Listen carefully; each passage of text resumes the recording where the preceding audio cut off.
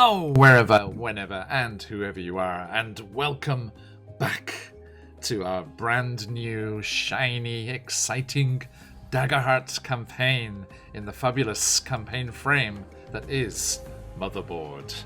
A huge thank you to everyone joining us. Good to see you, friends. Artist, Bolly, Mater, good to see you all. And some shrimp flapping around over there. It's you. It's me. It's you. I'm flapping. Thank you for joining us again, everyone. We are excited to be trying out Daggerheart more. None of us has played very much at all, so it's very exciting to jump into the new system. Get some more Daggerheart under our belts before their new expansion comes out soon. See all the beautiful cover art and stuff for that. They were talking about that on their YouTube channel recently. Excited for all the new stuff in there.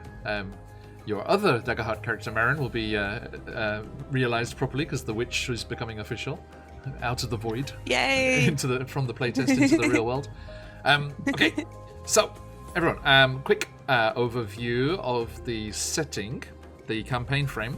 Motherboard is set in a post-apocalyptic world where there was an ancient, highly advanced civilization, but they were destroyed from some mysterious happening hundreds and hundreds of years ago.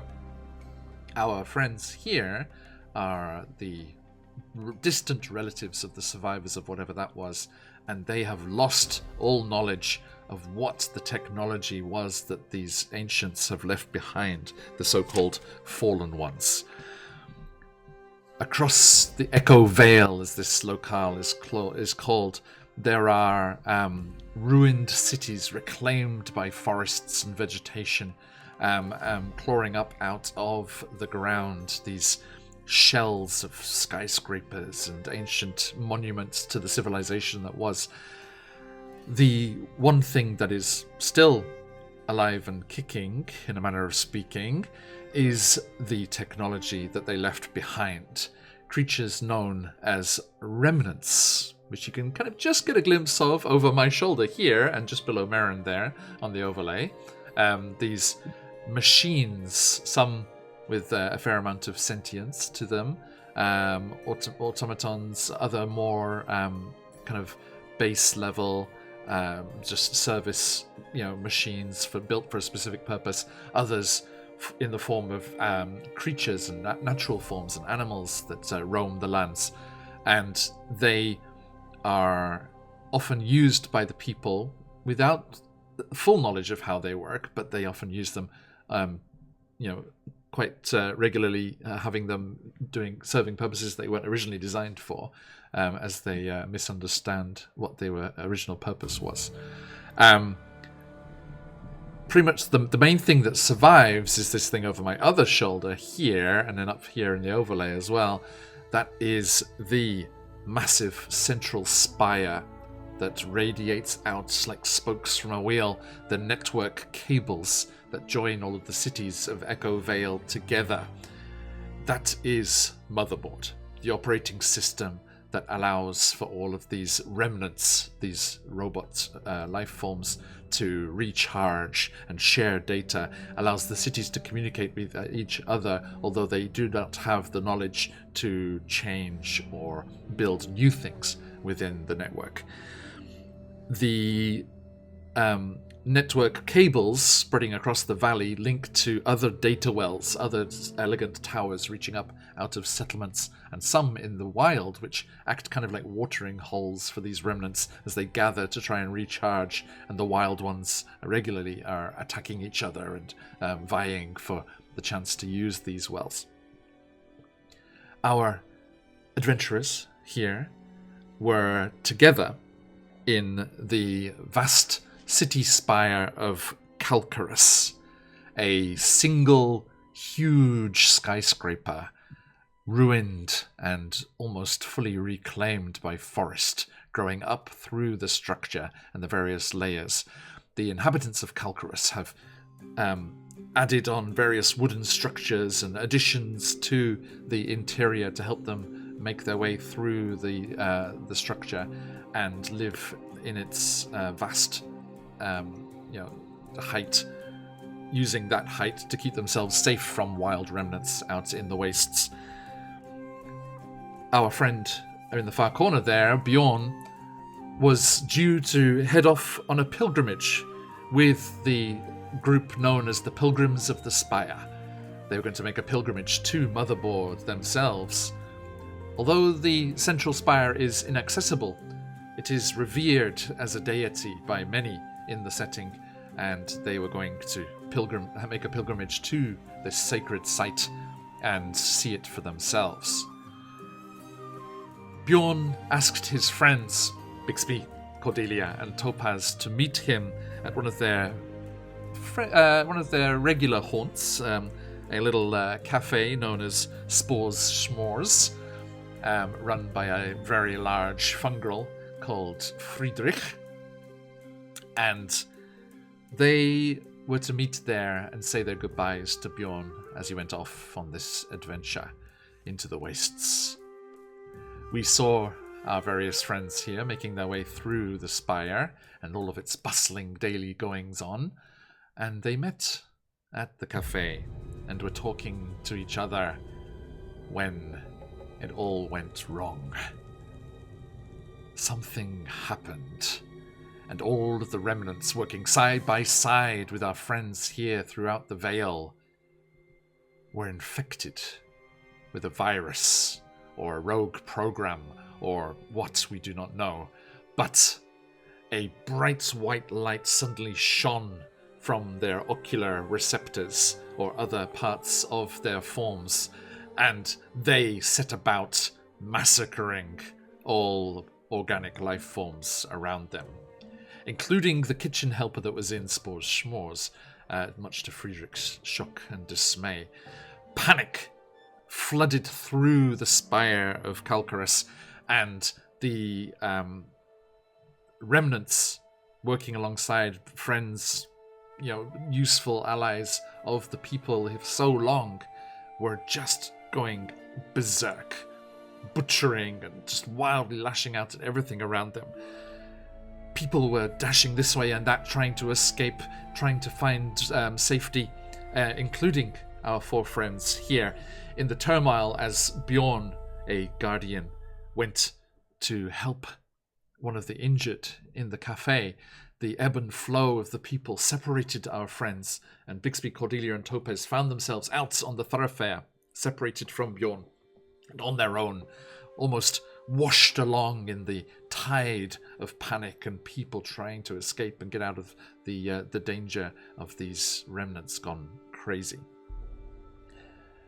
They found themselves confronted by one of those remnants, a public service announcement remnant that had been spinning signs around and telling of how the elevator platforms to the upper levels were out of order today, which had caused a lot of consternation and problems throughout the spire. And it had torn its metal sign into pieces and, wielding them like blades, was lashing out at the people around. Bixby, Cordelia, and Topaz confronted the remnant and were able to defeat it, dragging it off to a little hideaway that Cordelia was aware of, a section of ancient office complexes and suites that had been overgrown with trees and unnoticed at this point, thought to be ruined and inaccessible. They squeezed their way through, looted the remnant for the various bits of scrap and useful things that they can get and use to augment their weapons, these iconists that they each have, to channel the technology that they've able to harness against these enemies. And they rested there, trying to figure out what was going on. Cordelia, a fungal, was able to connect through the trees to the mycelial network, a vast organic network that spreads across the Vale just as the technological network does above. And through that connection, Cordelia realized that this was happening in every settlement across the Vale. Panic, fear, blood, and terror was spread across the entirety of Echo Vale. As they tried to decide what to do next, Cordelia thought of a contact of hers. Sorry, Baron, what was the name? I believe it was Veercade. I'll double check. Yes, a human technomancer that she's aware of that had been working in an underground settlement known as Geode, Topaz's hometown, deep in the mountains to the northwest of Calcarus. And the contact of Cordelia's had disappeared several years ago, but there must be associates of theirs that were carrying on their work that might be able to shed some light onto this situation. And that's where we left them, deciding how to get out of the city of Calcarus and across the wastes to the other city, the other settlement of Geode, in search of answers and a way forward. But that's where we left them. Let's find out where we left Bjorn. Separated and alone, still caught up in all of the chaos and the terror of this remnant attack. Remnant's Fury, as it will come to be known in the setting. And let's jump in there to today's Motherboard.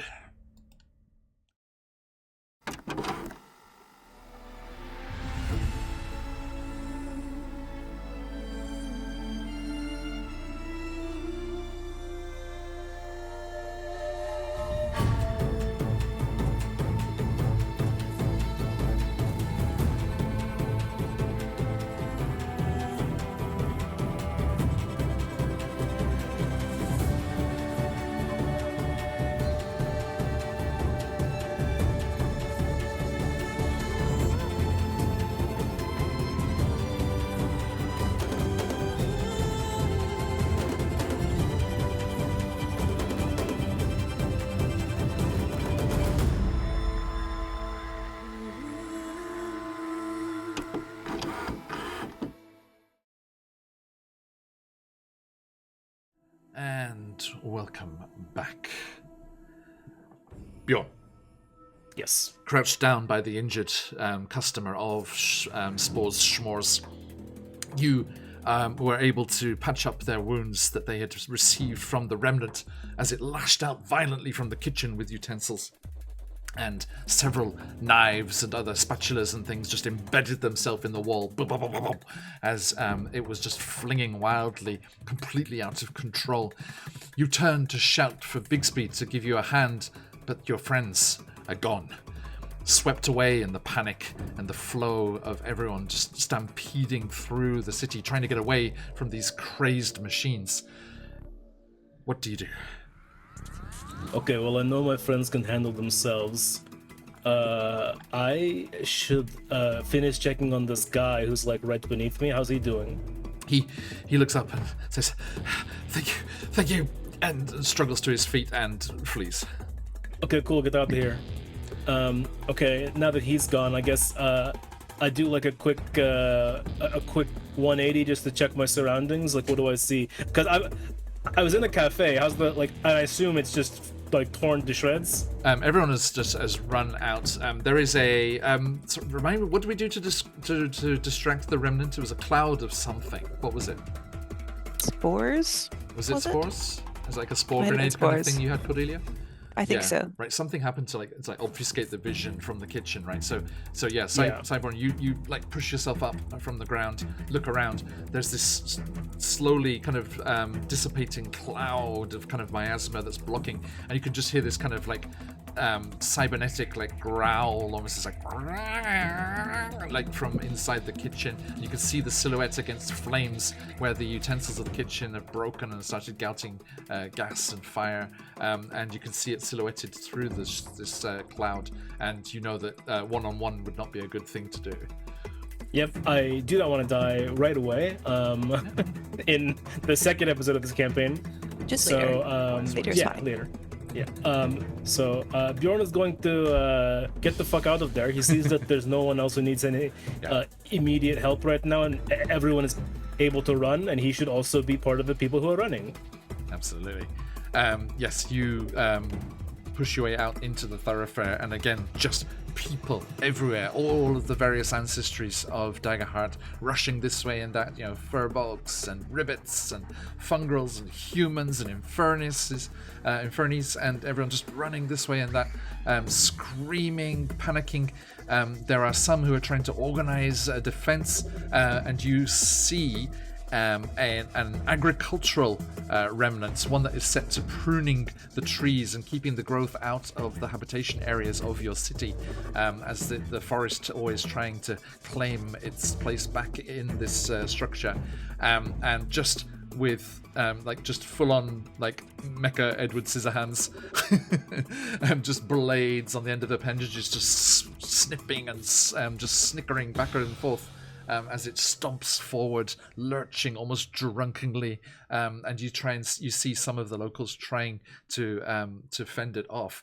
As it lurches forward, there is a press of people trying to get out of its way, and you see not far from the entrance to the cafe there is a balcony area where the edge of the building is missing. You can see out across the valley, the Echo Vale itself from this high vantage point. There is, of course, a barrier and stuff around it, but the press of people is too much. You can see it straining and going to break. And as you start to move forward, you're crying out, "No!" You see, let me see here. Let me quickly see who we have in dire straits here. You're going to put someone in danger for me to react to? Hell yeah. Fair. Okay. Oh, we see... randomly generated here, another Wonderborn ribbit, who reminds me of your friend Bigsby, also a Wonderborn ribbit. Too much, so many similarities. Right, for a moment you kind of have to blink twice to see that it's not Bigsby, but you see them you must not be hard. you say no, please. They even have a list. Oh shit, no. Bigsby! And I start running. I start sprinting towards fake Bigsby. You see the ribbit's tongue desperately flash out, trying to get purchase on the railing as it swings out over the yawning abyss, but it doesn't manage to grab and slips and Can I reach the tongue right before? Oh no! It disappears from view. Oh No! God, I hope that wasn't actually Bigsby. We're going past tense already? Oh wait. So can I actually do something? What do you mean slips from view? What kind of guardian are you? So far so good. I'm not I'm not choosing darkness yet. But when you said slips from slips from view, I thought you meant that he was already in the past tense. No. I was more referring to the winged sentinel. Oh, parts of your character sheet. I am a winged sentinel. That is on my character sheet. Okay, cool. How do I activate wings? You just choose to. Okay. I guess, yeah. As this tongue is slipping out of reach, I jump and these glowing cybernetic wings pop out of my back. And I mark a stress to pick up and carry another willing creature approximately your size or smaller. You have to catch them first. Okay, cool. How do I attempt to do that?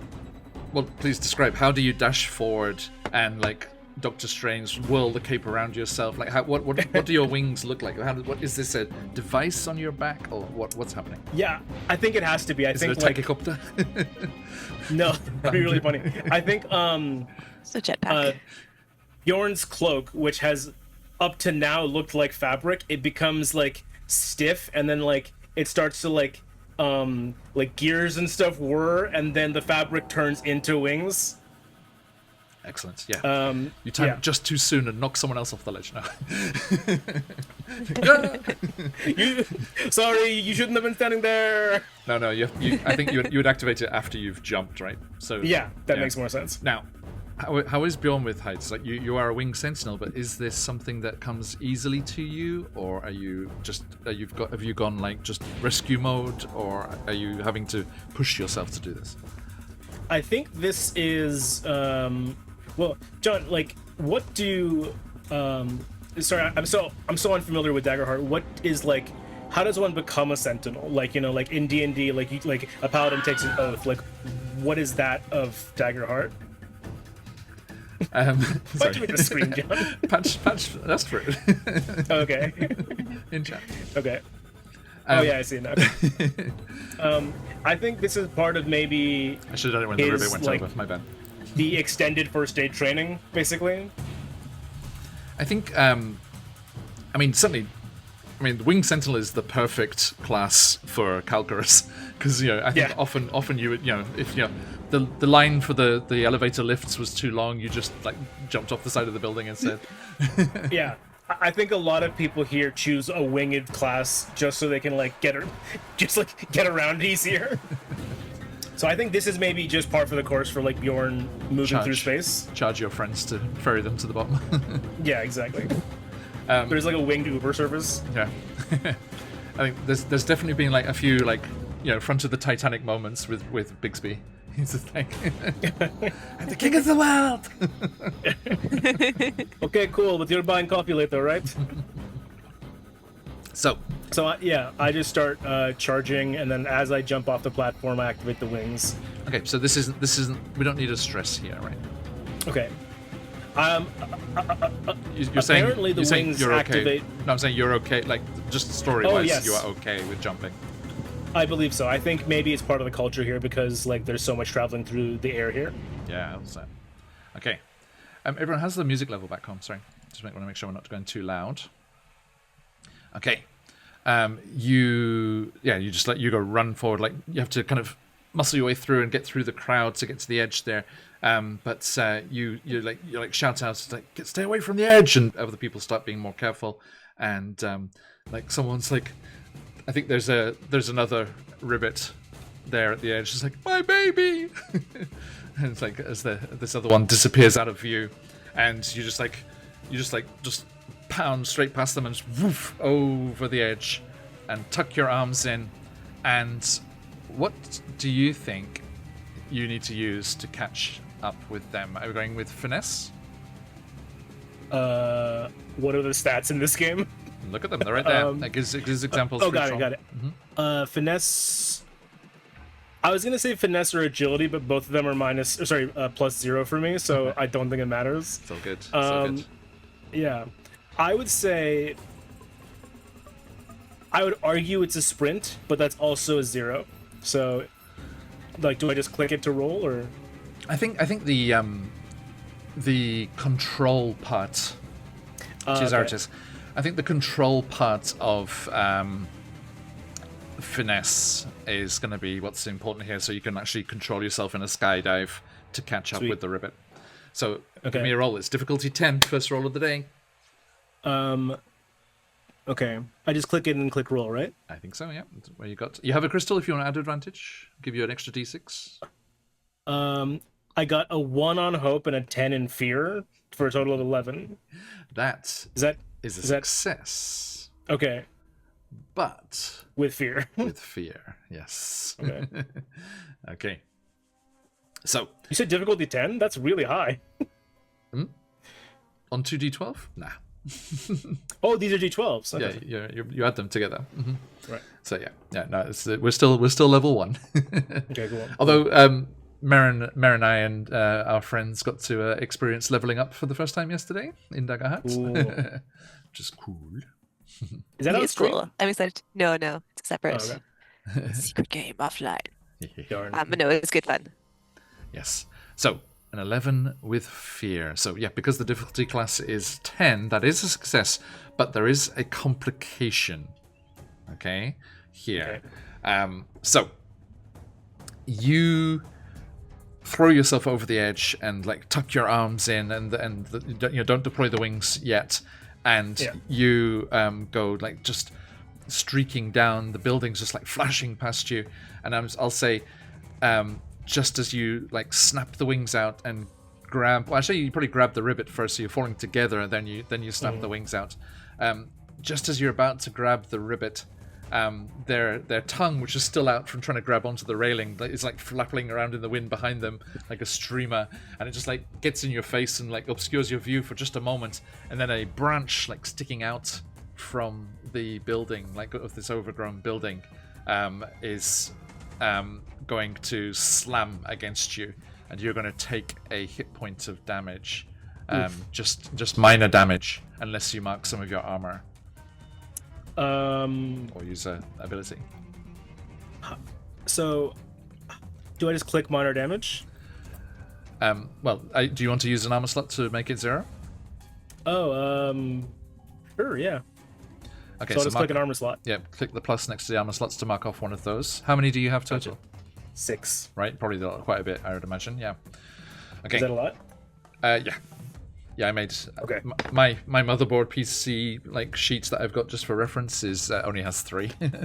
Oh wait, wow. Yeah. Okay, so yeah, that slams into you. What is your armor? Like, what is Bjorn wearing? Yeah, look on the equipment tab there. Oh, Bjorn has the trait bare my bad. bones, so he chooses not to wear armor, and instead gets a +3 to his armor score. Yes. Oh, Daily base armor score. you daily have strength. you have armor slots from your Iconis, right? We just heard, didn't we? I have a +1 to armor score from my Iconis. Yes. What's that extra called? That augment called? Guard. Guard. Okay. So yeah, as you're flying down, what is your Iconis? Is it just like a staff? I was thinking it's like a staff that like turns into a sword, basically. Yeah, because it's a melee range, which is like what, like 1 more than very close or something like that. What range again, sorry? Melee. Melee is just like normal base to base, like 5 feet. Okay, cool. Yeah. So it's like maybe like a 5 feet staff, and then like when it's in combat mode, like the top half like shears off, and it's like a like a cybernetic blade or something. Yeah, or it has like some electricity running along it or something. Yeah. A lightsaber. Okay, right. Yeah. It's not beating around the bush. It's a lightsaber. But it does have this guard feature. So this little module that's attached to the side of it, down by the handle, as this branch comes flying towards you, there's like this little spark of light as like this kind of electric blue shield triggers around you, and it knocks out, it drains the power from that because it's just that one armor slot, right? Until you recharge it. But that armor slot does protect you, and that kind of force field deflects the blow. It kind of spins you around, so you have to kind of corkscrew down, but then you are able to grab with that success onto the ribbit, and you activate your cloak to solidify into the wings, and you swoop down. Are you going down into the wilds outside the city, or are you going into a lower level of the building? I feel like this ribbit would like to go back to its mother, who is just I think was 1 level up. Yeah, it's So not. I can't It's return not an to actual Rachel. baby. It was just an affectionate term. Okay. So like this ribbit would like to return to its family member. Yes. Though. So I think going into the wilds might be too far from the goal. So I think I'd be going just try to go back into the building, or like to a lower level. Yeah. This isn't like Humblewood in D&D, right? It's not just a glide speed. You can actually fly up, right? Yeah. Oh yeah. I have flight. Yeah. It's just full on flight. Yes. Okay, so what kind of propulsion is? Are there like little? Is there like a little rocket pack built into it as well, so to get you to the elevation again? Yes, I'm googling cybernetic wings right now. Yeah, it's basically just like, Come on, get that imagination going. It looks like feathers, but they're like shooting out little jets. Yeah, right. Nice. Yeah, so your cloak snaps out into the wings, breaks your fall speed, slows you down. You swoop in an arch up and start to rise up naturally just from the lift of the wings. And then as you do so, like the stiff edge of the cloak feathers out into little individual-looking feather-type shapes, and then there's whoosh of air. Is it actually like fuel-based, or is it air propulsion? I don't know. Your choice.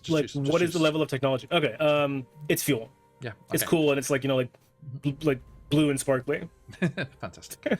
So these two trails of blue sparkles are out behind you as you soar back up, and the ribbit mother is like, "Oh, thank you so much, thank you," and pulls you onto the balcony with her child. Do you any parting words? Hold on to this one title next time. Okay, see you. And they dash off to safety, and you push into the throng of people on the thoroughfare again, trying to get down. You see that those people that you left behind you have managed to subdue that agricultural remnant that was threatening the immediate vicinity. But you do hear explosions and mechanical sounds and crashes and screams from throughout Calcarus, up and down the height of the building. And we are going to chill out a moment and return to a secluded glade amidst the twisting trunks of this hidden office suite. There's a water cooler that you're around, standing around just out of habit. Absolutely. It's broken and empty, but you're just standing around it. Oh, damn it. Now, friends, which is you two vicariously from somewhere else, porting in. How are you gonna communicate with each other, and how are you gonna reconnect? Is there somewhere that you know to go to? Did you have like a emergency plan? Like if shit goes down, we meet here, or what? What's the deal? I wonder if there's like some like an abandoned place. Like my head is going to like an abandoned movie theater of some sort. Love it. Would be a good place. What if we said that we were meeting up at the cafe, but we were going to spend the day at the movie theater before I left?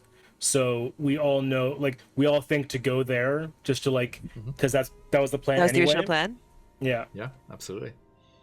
Okay, what is this large screen and bank of seating? Broken and overgrown as it is. What is it mistakenly used as now? Oh. Because it's not. It doesn't operate as a movie theater. I imagine like that. Oh, go ahead. I was gonna say like I imagine Bixby's theory.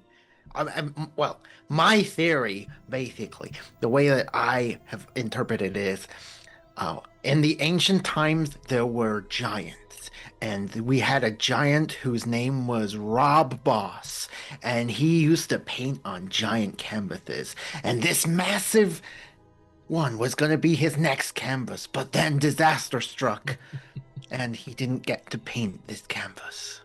It is a holy site, and we must commemorate the memory of Rob Boss.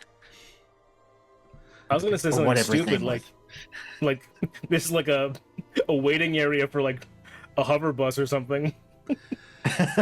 So you're saying some of the overgrowth and the trees that are intruding on this area have been pruned into happy little bushes? Just happy little bushes. Just happy little That's bushes. much better. I was gonna say, Actually, my like, idea is really kids similar. Put on skits. Say Toba, sorry? Ooh, that's cute. Like kids go and put on like comedy performances for each other and like skits and stuff. Nice. There was I had like an image in my head of like of stories being told there still, but like silhouettes cast by firelight. Like shadow puppets? Like shadow puppets, yeah. Like I love that. like Wah, in wah, like wah, Southeast wah. Asia and stuff. Yeah, those are cool. But by firelight instead. And I was thinking maybe it was if that's a kind of storytelling point and like a focus, cultural focus point, then perhaps it's the local spot for the Pilgrims of the Spire, and that's where Bjorn was going to meet with his group and set out from. Oh, that makes sense. Right, so there are stories of Motherboard and the great network told here, and stories of evil remnants being defeated, and the city of Calcarus being saved, and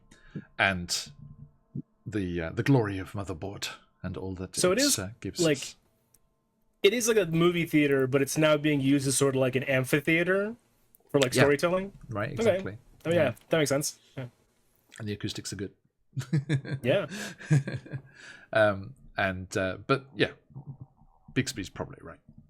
Yeah, back in the day. Yeah.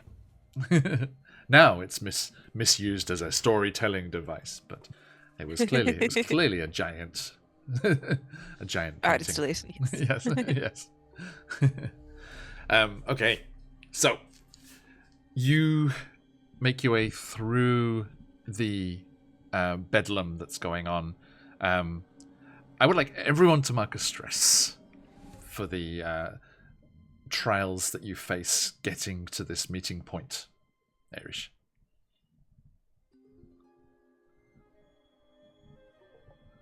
Man, I'm 1/6 stressed out. Yes, now everyone remember what happens with stress. If you are max stress points, you become vulnerable, which means attacks against you have advantage. Which for me, as the GM, is D&D style, so I rolled 2 d20s to take the highest. But if you are to take another layer of stress, when you are at max stress, then you instead mark a hit point. And your stress goes back to 0, I believe. I'm not sure actually. Maybe it stays at max. If we're at max strength and then we take another stress point of damage, yeah, if we take a hit point damage if you've instead. marked your last one, you become vulnerable, and if you are asked to mark another after that, it becomes a hit point instead. Cool. So, absolutely, yeah. You managed to get through the stressful, mechanically speaking, trial of getting through the panic, worrying about people, helping people here and there on the way, avoiding remnants that are on the rampage still, and you, as your instincts suggest, are able to meet up again. So let's step into character again as you meet up in the Rob Boss Memorial Shadow Theatre. I think it would be fun if, as Cybion enters the space, like, Topaz and Cordelia are like stood in front of the stage. Bigsby's on the stage, and he's like, and the next part of our plan to save Cybion goes like this. We sneak in, we go behind enemy lines, we do... Oh, hey, Cybion! Oh, No, keep going. Who's the enemy and where are the lines? I hadn't got to that part yet. But I love yay, that you're back! I'm back, yeah. Dude, you should have I'm seen so it, happy man. to There see was a you. ribbit. There was a ribbit who looked kind of like you and had me scared for a second, man. Wait a minute. It wasn't Fixby, was it? He's my arch nemesis. We're not on good terms. I didn't get their name. They had like a mom caring after them, so like maybe is your arch Bigsby just nemesis turns a to teen? the side and Bigsby just turns to the side and goes, "Yeah, run to your mommy, you little bitch. I hate Fixby so much." But Bixby, that does make you think of your own parents in their small, wandering hamlet out there in the wilds, and the news that Cordelia had that this is very widespread. The anger immediately turns to sadness. He's like, "I miss my mom. I hope she's okay. I'm really worried, guys. I'm really worried." It's okay. We'll go check on her. I'll be friends with you when we go. What do you guys think is going on? How much of this have you guys figured out? All we know is that the remnants have just gone crazy. Everywhere, as far as I can tell. Oh, damn. That does not bode well for anywhere. Nope. No idea why. Do we know if there's like more remnants in like cities than there are in the wilds, or vice versa? Like, what's like the population density on remnants like? Good question. What's like the least and most dangerous places to be during a remnant apocalypse?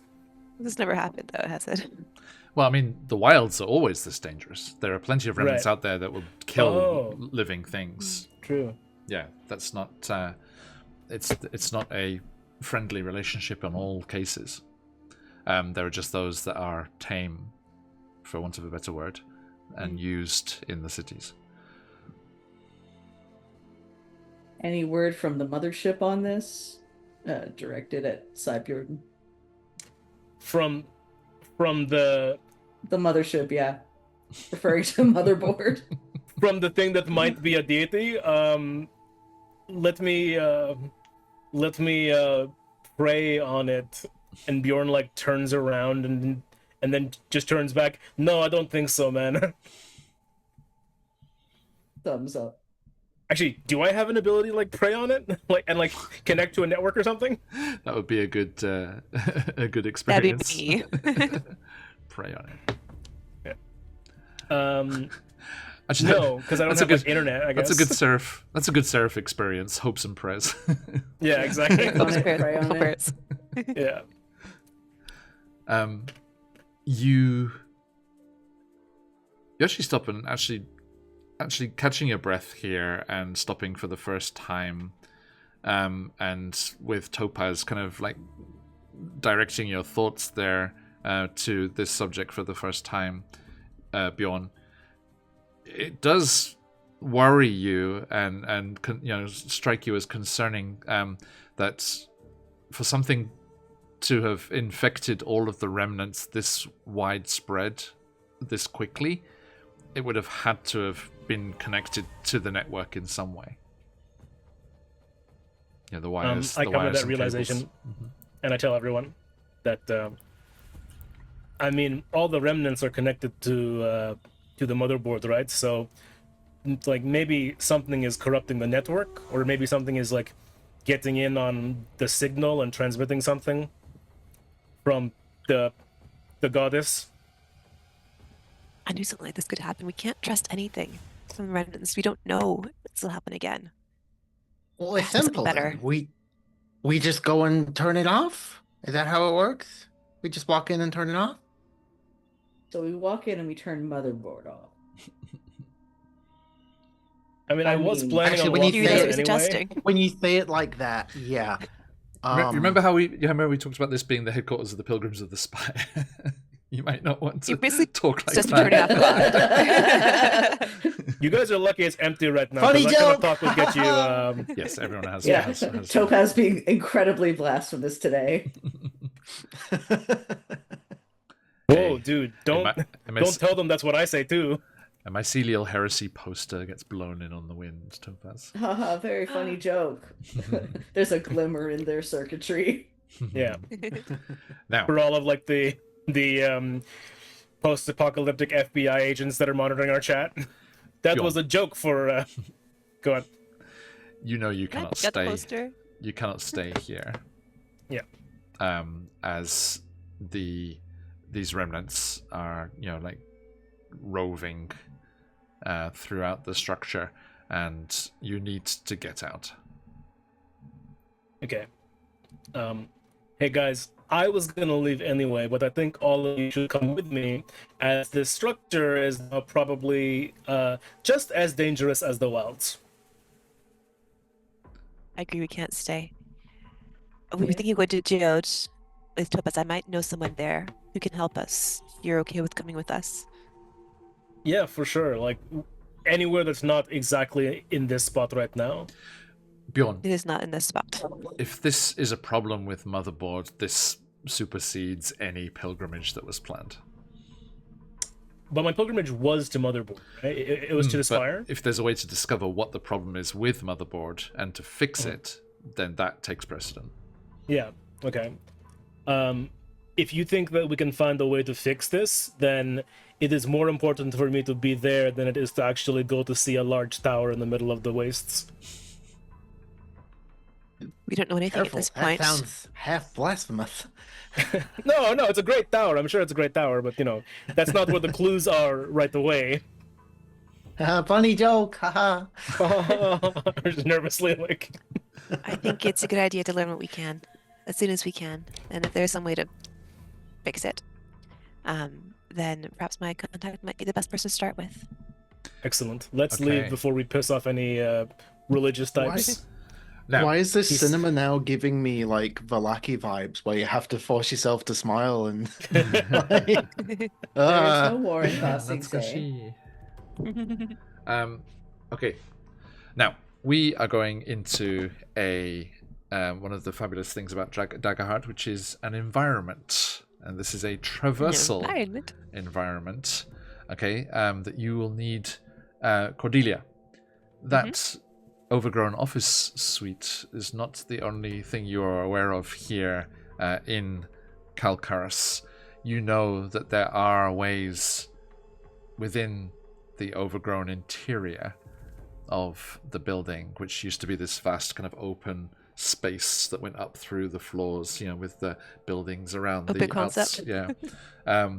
And you know that there are ways through the roots and branches that tangle their way through the lower levels of this vast skyscraper.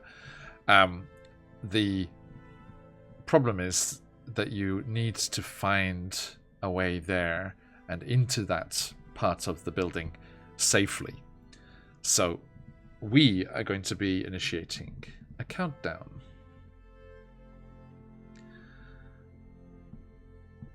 You need to work together to find the way into the lower levels.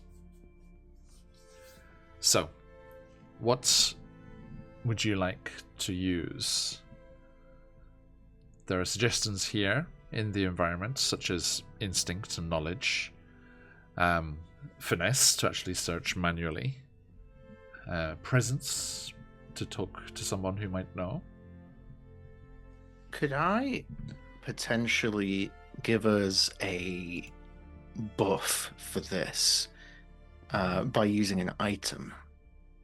Yes. Because I have, as a Wanderborn, I have a nomadic pack. Once per session, I can spend a hope. I have one hope, so I can spend it to reach into this pack and pull out a mundane item that's useful to your situation. So I would like to propose, as part of his time here, Bigsby has collected old maps and blueprints of the city. Okay. And has charted out interesting little areas, planning for scavenging trips, but he just happens to have one which can show them a good direction to go to. Is it like the fire safety manual or something? It's like, this is the route you take. Probably. I was thinking more like geocaching. It's like Bigsby is like an avid geocacher, so he's got a whole bunch of tunnels and shit mapped out. I got into it because I thought it was the other iteration of cash. I thought I would make some money, but I still enjoy it. There was no quantum to be had. No, sorry. Geo-quantuming. But yes, By the way, if that will assist us, I will do that. Does everyone have their little digital wallets on them? You have small devices that contain your amounts of quantum that are often individualized and decorated in fun ways, apparently. Oh, that is fun. According to the campaign frame. So you've got wallets. Hello Kitty dolls hanging off them and stuff. It's like a Japanese high school girl's bag, just they're leaning over because of all the toys hanging off them. Mine definitely has 10 little Namikos on it. All the different ones. That's a mushroom character, by the way. Yes, it is. For reference. Okay. Hundreds of them.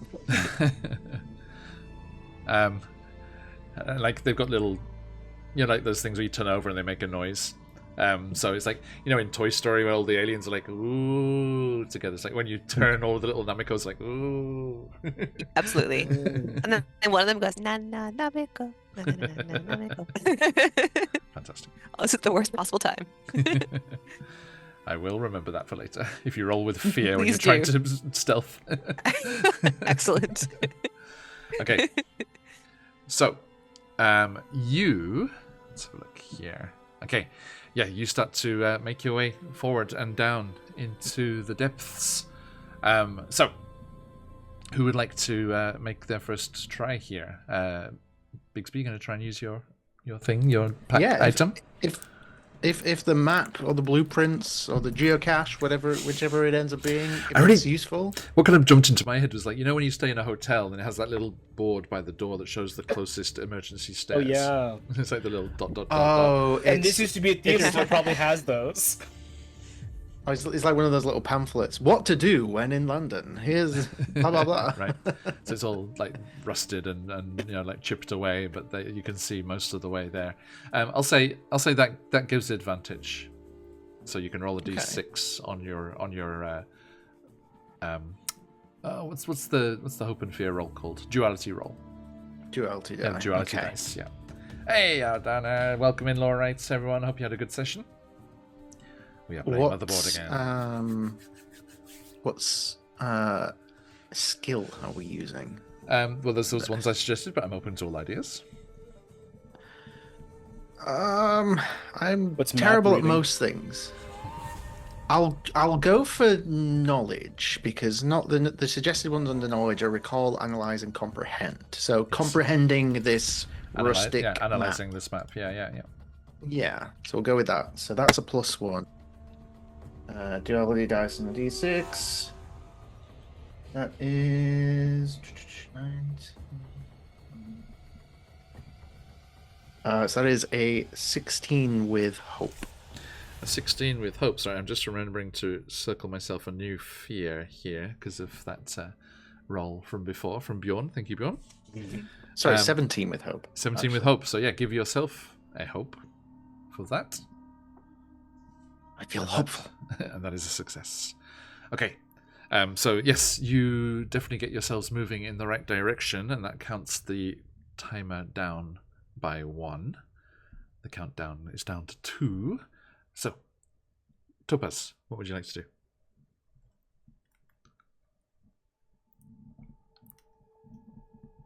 You mean to tell him? Or are you thinking? Thinking.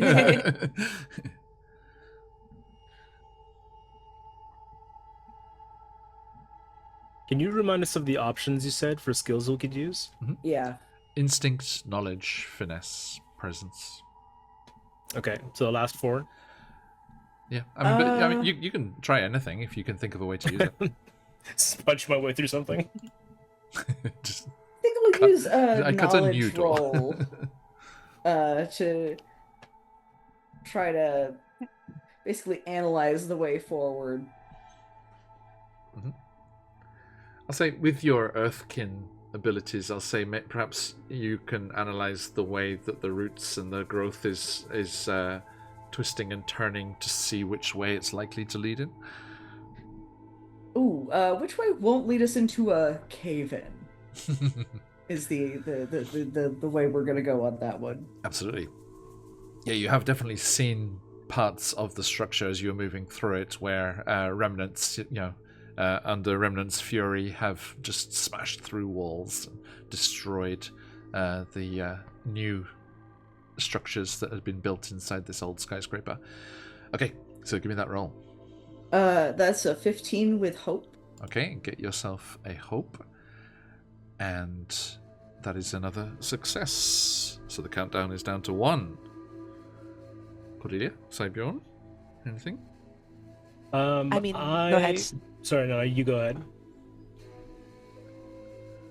If you have a thing, you should go ahead. I'm just going to use my scoundrel ability because I have advantage in rules to, including among other things, find a safe place to hide.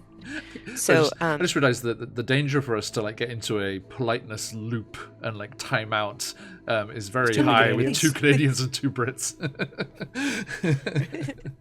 I'm so Aileen, if we ever lose ourselves in a politeness loop, just US is out. Depending on where I can't States US they you are. out. I am in the deep south. The most And you they can have get is politeness a bless there. your heart. Yeah. but a good passive aggressive bless your heart will get us out of it. It's okay. Yeah.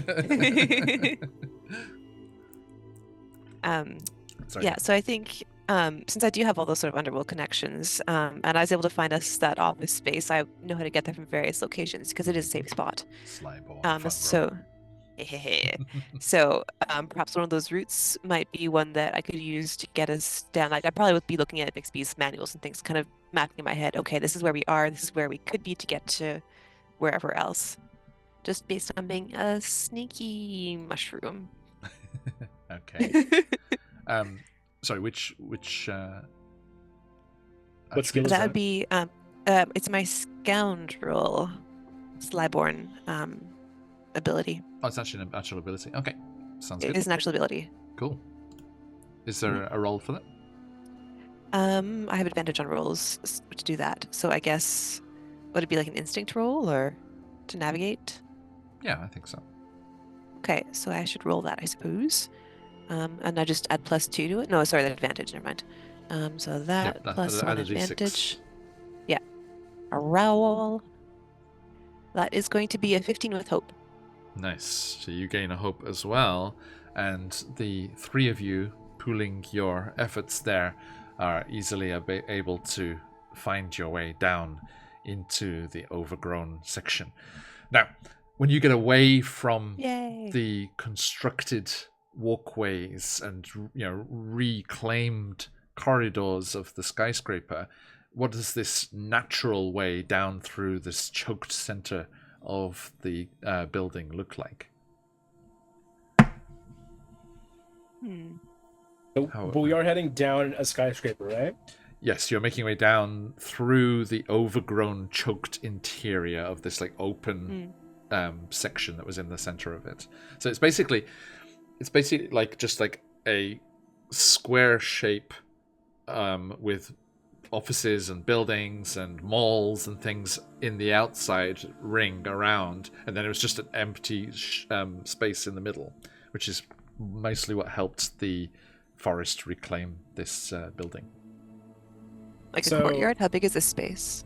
Like it goes like up floors and floors and floors, like way up above. Okay, presumably it would have been just used initially perhaps to let in natural light. Yeah, And ventilation? yeah, ventilation and stuff, exactly. Okay. It is like a pre-calamity building, right? Yes, originally. Okay, so what looks cooler? If it's the deeper we go, the more like forested it becomes, or the deeper we go, the more like 20th century Intact. office building it becomes. I think, And it's like the upper levels are all like where like the forest and like the birds are, but like the deeper you go, like the more like cement and metal it becomes. I'd say definitely yes, and it's more just like just trunks and boughs and branches down here, as opposed to leafy canopy, which is higher up and towards the outsides of the building. So do you, Cordelia, have the Slyborn like elements of the city, like carved stairways and things into the trunks of the trees? I don't think they would have necessarily carved stairways in, but they probably would have carved symbols like into the walls, perhaps to mark places where it is safe to go down. Yeah. So if you know what you're looking for with the symbol, you can sort of say, okay, I go over this way, and there's branches that will stick out that are reliable. But I think they wouldn't be as obvious as to actually carve things in directly to show that they've been there. Mm-hmm. That makes sense. Yeah, I'm going to spend a fear to activate an action that's in this environment known as root blockage. So you are clambering down and like sometimes just like free sliding down, like trunks of the trees and roots here down to the next part. I think there are some places where ropes have been attached to assist folks like skulking through this part of the city, but this is definitely the right choice. There are no remnants in this central area here. They're just focusing on the inhabited outside parts, the outskirts of the building. So you aren't accosted by anything there. Now, you get to a part where some violent activity nearby has meant that a great deal of building, added on building by your people has been destroyed and fallen into the space, and it is lying across and blocking the way forward. How would you like to get through that?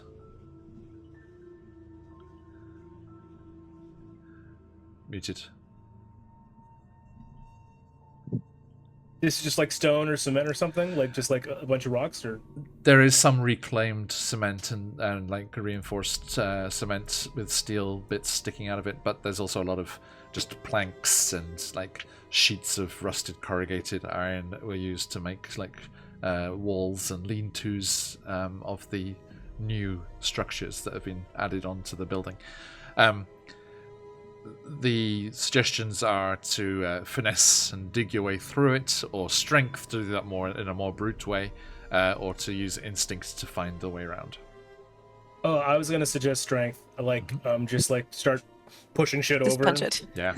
Remember, everyone has a crystal if you ever want to add advantage to a roll, okay? Yeah, I'm just gonna push some shit out of the way. Yeah. So I'll just roll strength. Yeah, because remember, the crystals aren't like D&D. There's no like re-roll after the fact. It's just adding advantage before you roll.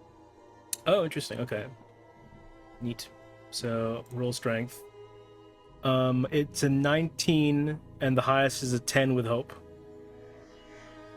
So it's We have them together. Just say 19 with hope. Okay, sorry, 19 with hope. Yeah. Yes, yeah. Just say the total of the 2 dice, and then with hope or with fear, depending which was higher. Gotcha. And if they're the same, it's a crit, as I recall. Hmm? If it's like you have two numbers that are the same, if you roll 2 6s or whatever. Any double is a crit. Yes. Oh, cool. It doesn't show me all the dice, does it?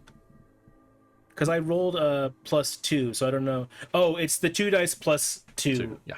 Okay, got it. Cool. It's not 4 dice, right? No. Okay, cool. Gotcha. Sweet.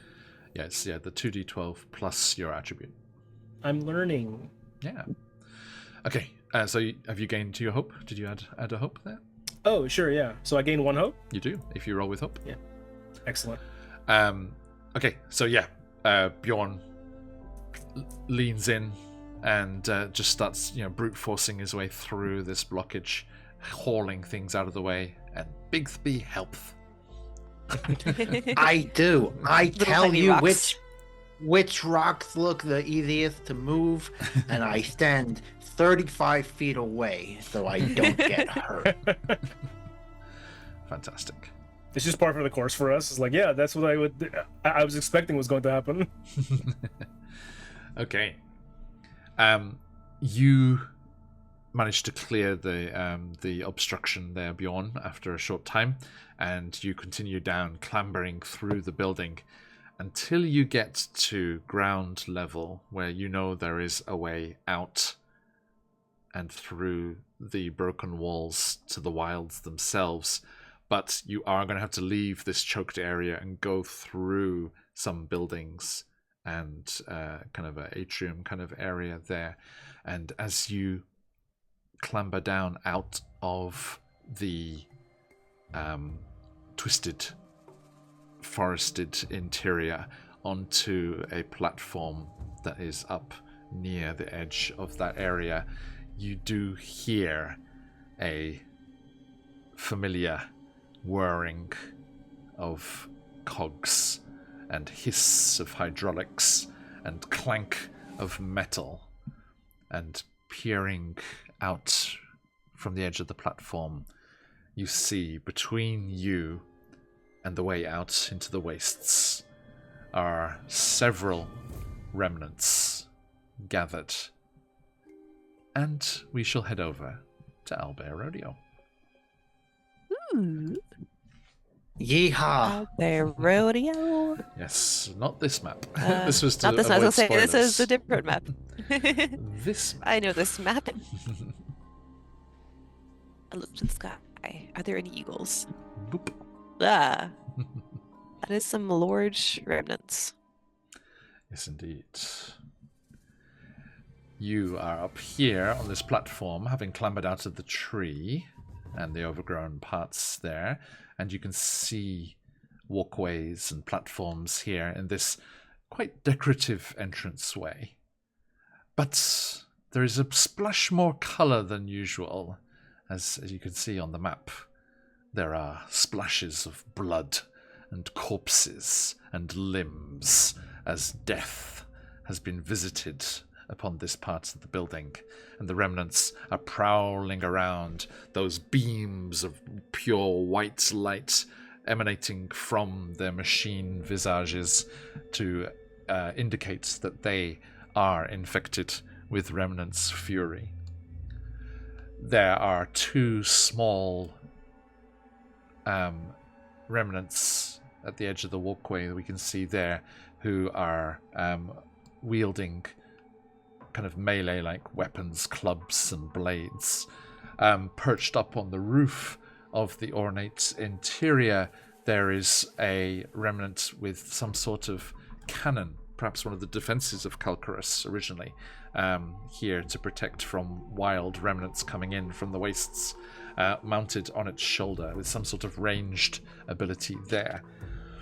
There is a shake on the platform and a crunch of the wood of the atrium below as this vast creature, this what I've labeled as a behemoth here, this vast remnant crunches there, and you're thinking to yourself, how could this have possibly got through and into this space? Like, how could it have navigated through? And there was, like, Bjorn, you're thinking of all your time growing up here in Calcarus, there's never been a remnant like this. And you come to one of two conclusions. It is either several remnants joined together, or it is a larger wild remnant also infected with Remnant's fury that has broken through from outside. Now the defenses are down. Does it look like there's like a place that it might have broken through from? We shall get to that when you get more of a view on what's going on, yeah. Okay. And finally, who's gating ranges? You I thought bet it's the one nothing. with a very long range weapon. And finally, over here, there is a skittering and clattering as a swarm of small remnants comes moving in perfect unison, swooping down and sniffing around for any more pesky life forms. So, what would you like to do?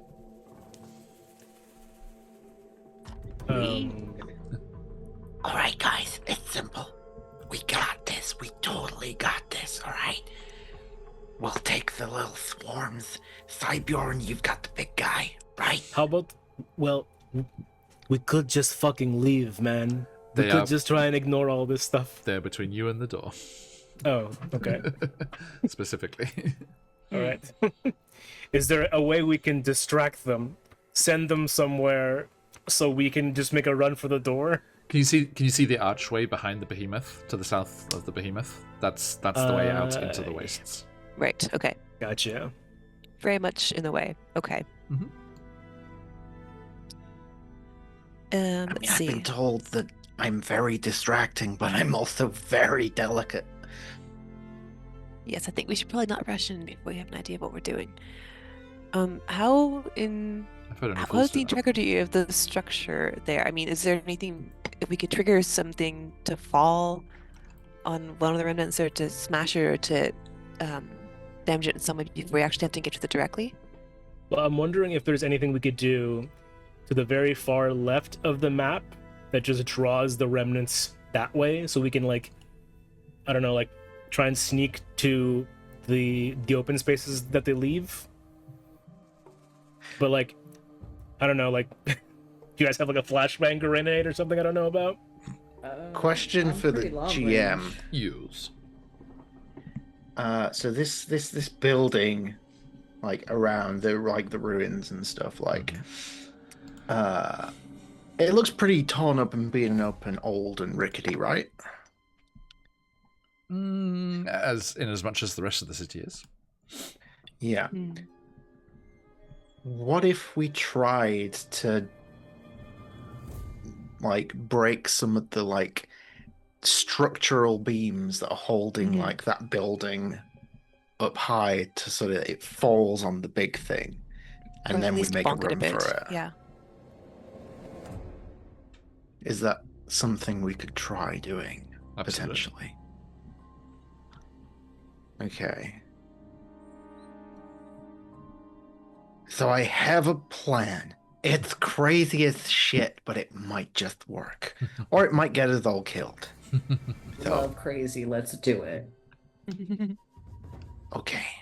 So, here's the plan. And Bixby starts going through what I just said and like points out like if we hit that structural point and that structural point and we do it unanimously at the same time, it'll cause a chain reaction, which will and it just continues to give it way too much theatrical flavor than what it actually requires. But basically says we try and collapse the building on the big thing and run. Okay. I like that. How are you going to collapse this building? We need someone with a big weapon. Just looks at Sibyon. Sorry, what am I doing? You want me to hit the building? I mean, yes, when you put it that way, it sounds so simplistic, but... And then he starts going through the plan again. Right, It's but just like, what am I doing with my big weapon? hit this structural beam over here, and at the same time, we'll hit this structural beam over here, and then kaplowy. I can say, Okay. the whole building feels a bit much, but if you see like right in the entrance there, where there's that big blood splash, there's quite Yes. a nice like spire at the top of it, right, with that big crystal on top. I see, So yeah. if you are able to stealth without being noticed by the remnants and do the preparation that's necessary, then Bjorn could use his flight to slam into that and potentially, again, there would be a roll, break it and with enough force knock it onto the behemoth. Okay, that is what I was going to suggest too, because I noticed that, like, I could fly there, but then you guys still have to, like, make it to your position. Well, so I have another thing I could potentially throw in to make Bigsby actually useful in this situation. Bigsby goes on your back as you approach. And as we get into position, I use Mysterious Mist. I decided to not say that with a lisp, but ended up saying it with a lisp. Mysterious Mist. I make a spellcast roll. It says 13 next to it. Is that the DC? Potentially? Or it says make a spellcast roll and then in brackets 13. To cast a temporary thick fog that gathers in a stationary area within very close range. The fog heavily obscures this area and everything in it. Yeah, that will So if we can get in position, that will help us stay. that will be the difficulty rating, yeah. I also have Okay. something that can help with this. I have a voice of dread, which is I can magically speak directly into the ears of a creature I can see. So we can essentially, if we can get into position and we can see each other, we can kind of be like, okay, cool, we're all ready to go. Mm-hmm. I like it. It's so crazy. It just might work. Okay. Also, I can use like a blast strike to attempt to like pre-break this area to make it a little easier to give advantage on the attack roll. You would maybe. lose the surprise there. Yeah, that's what I was worried can- about. It's got to be all in one. Yeah. I'll use my crystal to give myself advantage. So let's try and maintain the surprise as long as we can. Yeah, absolutely. I'm of limited use because my stuff is all more close range. No But I worries. can't hit anything from where I am. I'm going to just be like, let's go, guys. Okay. You're there when shit goes wrong, and then you Yeah. save us. Well, Cordelia, Yes. if your stuff is close range, then surely perhaps you and Topaz are going to be like doing the damage, so that Bjorn can do the. Okay. And My part of this is like I'm flying into this spire, right? yes, I'm just like from where tackling you this wire. are, Gotcha. yeah, like swooping Gotcha. down from that platform, and hopefully they've damaged it enough so that you can knock it, because you are like directly on the opposite side of it to the behemoth. Okay, so you, so I'm going to need Bixby. You're going down with Cordelia and Topaz, right, to do this mist. Yeah, wherever that's going to be the most useful, that's where I will be. Okay. So the three of you needs to make a stealth check to get along that tree from where you are to behind where the spire is. You can see you can see how it's connected by the tree there. Yeah. Right, there's no way to go along the ramps, I'm afraid. So, you need to use your finesse, yes. Okay. And I'm going to say the behemoth can't see you because you're on the opposite side of where the spire is there. So the only one you really have to worry about is the swarm over on the left side there, and then the ranged one that's on the building itself. Okay. And both of them are DC 10. So you have to beat a 10. All right. Can I do anything to help myself? I got double 10s. Whoa, that's a crit. Ooh. I got double 9s. Well, no pressure. Shit, let's Also a go. crit. Double crit. I got a 13 with fear. Ooh, Fantastic. ooh, that's a pass though, right? It's a pass. It is a pass. Like But 2 crits. I do get a fear.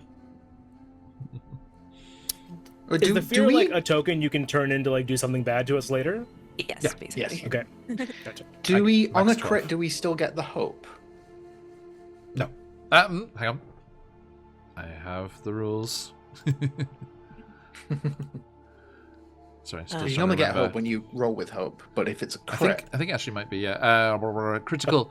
Critical, you get what you want and more. You gain a hope and remove a stress. That's Ooh. nice. Clutch. And then if you're doing an attack, it's a no shitty critty, like we normally do in D&D. So max plus a roll of the dice. Sweet. Perfect. So yeah, so you gain hope and remove stress. Let's go. I'm so not stressed. As your leg is just like Thumper and Bambi. Yeah. Stealthily. Yes, very. So what extra do you think you get here? What do you get over and above what you were aiming for? My suggestion kind of is that, you know, Cordelia's fear there means that they do make a bit of noise, and the ranged remnant was going to go like on alert, not see you, but like have been aware that there was something happening. But because of the crit, then Bixby, are you going to make that mist? Yes. I will, because I need to make a spell casting roll for that. So I'll do that. And plus tech roll. 2.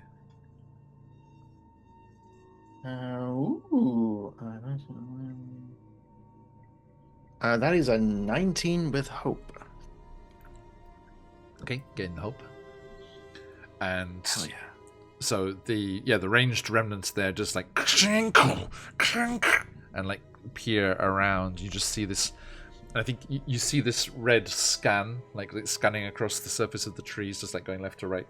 Has anyone seen War Machine that just came out like recently? No. So it just does this scan, like, and it's like, you know, like when smoke or mist is caught in like a laser, and it gets that kind of marbled, like Yeah, yeah. planar kind of So effect. cool. It's like going across there, and Bigby's like, oh no, and it's as if something has malfunctioned or like been like gone off by mistake here.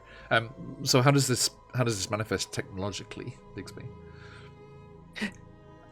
Part of me wants to say it's a vape pen, but he's only 16. He can't have a vape pen. He doesn't know it's a vape pen. It's You have a one, thing but from you the think it's before like times. a flare, like on a roadside, like emergency Yeah. flare. It's a So thing you're just for like, concealment. I press this button, and if I move it like this, I can make sick little rings. You're like doing vape tricks. That's not the time for rings. Yeah, screw it. It's a vape pen. Smoke signals. And the mist kind of dissipates out quite quickly with the flow of air coming in through from the wilds, from the open start there. And as Bjorn had wondered before, from your point here, Cordelia and Topaz, where you're moving into position to make the damage that you need to do, you can see a huge rent in the outer wall of the city's entrance, where this behemoth must have torn its way through. Right, so everyone, please move your tokens down to where you are. Is Bjorn moving now, or should I wait till? No, you're waiting until We the damage has execute. been done. Yeah. Sweet. Okay. Okay, so just drag yourselves down there. I'm kind of thinking like one either side of the spire, and then Bigsby probably like directly behind it. So like I'll put me like here. Yeah. Or Like this this. was or- here. Yeah, but behind instead of yeah. Okay.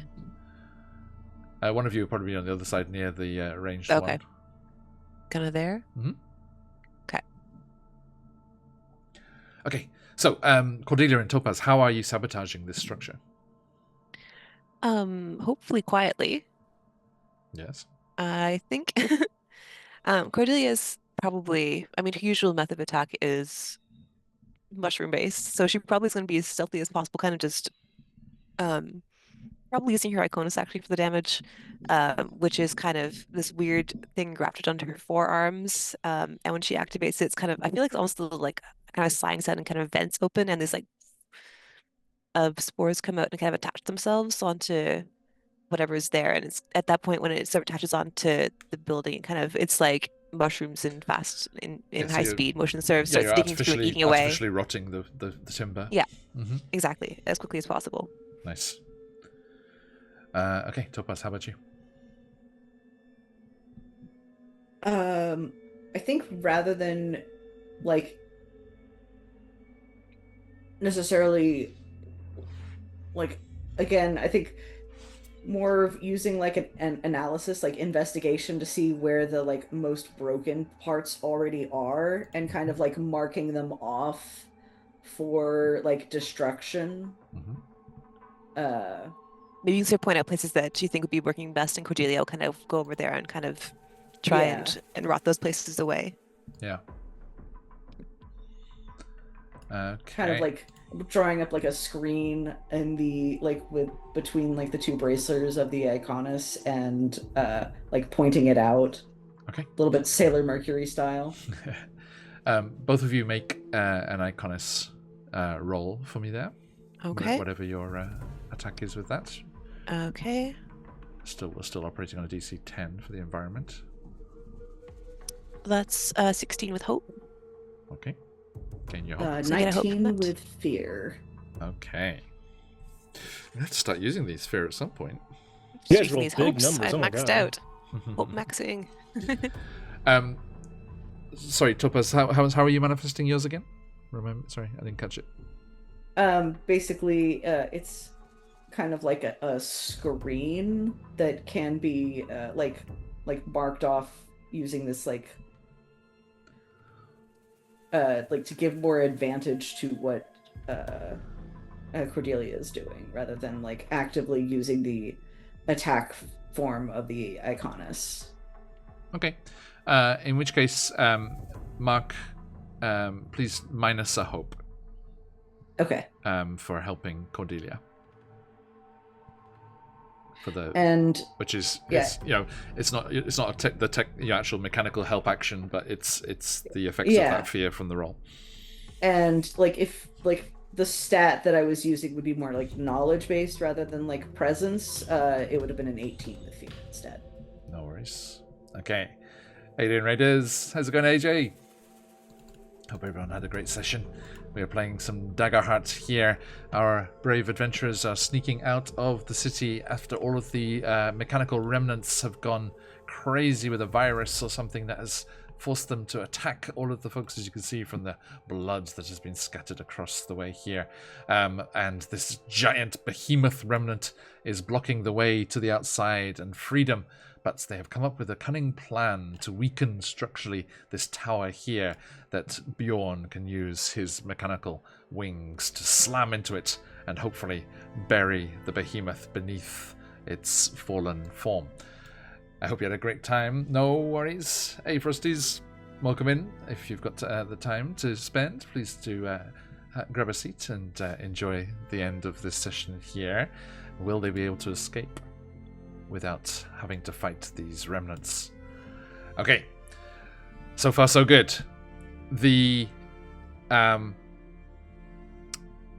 structure is weakened. Cordelia, you are sending out these spores and artificially degrading and rotting the timber in just the right places with Topaz's help. And you turn, and Bjorn, you see down in the mist that's emanating and masking their activities conjured by Bixby's technology, you do see him wave a little webbed hand that the time has come for you to prepare. I see his like smoke signals from his vape. It's like, oh yes, that many circles means it's time to go. So I'm going to unfurl my wings, put them on max boost, and just like zoom towards the tower. Yes, indeed. Can I use my Iconis, sort of like a lance, so like it's in front of me as I'm about to like ram into it, so I can basically. I just like to use my attack stat from the Iconis. Basically, it's like a +3. It's what? You are going to, if you're successful, you're going to make this behemoth restrained by the tower, okay, and give yourselves a chance to get by it without it immediately blocking you. However, if you use your Iconis and are successful, you could also slash off that jagged crystal that's on top of the tower and cause actual damage to the behemoth as well.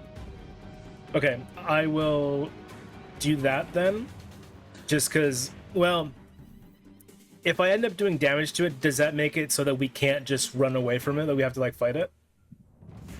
I mean, there's gonna be a running.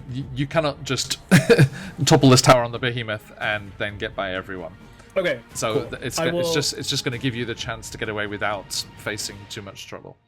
Sweet. I will use the Iconis. We'll do some damage on our way out. Now, I need you to make a strength roll to knock the tower over, and then an Iconis attack to see if you can do the extra damage. Okay. So which would you like to use your crystal for? The strength roll, because that one has to hit, right? Yes, definitely. It's different. So now, for this, I'm going to be using the Behemoth's DC, which is 13, not 10. So I'm going to give myself advantage. Yes, so roll a d6 with... I think if you open the rolling screen, it gives you the chance to turn on advantage. Yeah, just add advantage. Yep. And I'm wondering if I can add anything else to this. I have a thing that I can add, but it says I can add it after I see the result. So... I'll wait till I... What did you pick for your experiences? Because if you have a hope, you can spend a hope to add your experience to the roll if it's relevant. I have feat of strength and skeptical. Feat of strength would be good. This is a feat of strength. So I can spend a hope to add +2? And it adds +2, yeah. Mm-hmm. Okay. Sweet. So now it's +4. And finally, so the thing I mentioned was... I have this thing called prayer dice, and I roll 2d4 at the beginning of the session, and I rolled a 1 and a 4. Okay. And I can use one of these to push a roll over if I fail. Okay. Okay. So let's roll that first. Yep. 28 with hope. Jesus. Good lord. Okay, describe this spectacular play that you're making here. Okay, I'm like holding on to my Iconis like it's like a broomstick and I'm a witch, and I've got like the blade pointed forward and I'm like zooming and I've got like that trail that comets leave behind them. I've got a comet's trail as like my wings just go full burst, jet streaming out of my wings as I plow into this building and I guess rip off the tower and then also drop the crystal on this guy. You do need to make your Iconis attack still. Oh separately. yes, yeah. Okay, just got a straight attack. Sweet. The button's right next to the name there. Got it. See. Is that a 13 as well? I don't know. You have to. I can't see anything. You have to tell me. No. Is the DC for that a 13? Yes, it will be. Yeah. Okay, so I'm gonna use one of my prayer dice. Okay. and I'm going to add a +1 to it, which makes it a 13 with fear. Okay, so as you swoop through, you call out to Motherboard to purge this virus, this remnant's fury that has caused so much bloodshed this day. And it almost feels like there's a pulse through your technology, and the blade flashes brighter and cuts through. Roll me the damage to see how much damage you do to the creature. Okay, for damage, I'm going to It's next to the icon. do my roll. Yeah. 7 damage, and then I'll burn another hope point to do an additional 1d8 damage because I'm flying. Fantastic. So that is 7 again, so 14 total damage. Okay. And I'm down to 2 hope. That is major damage, so that marks 2 hit points on it.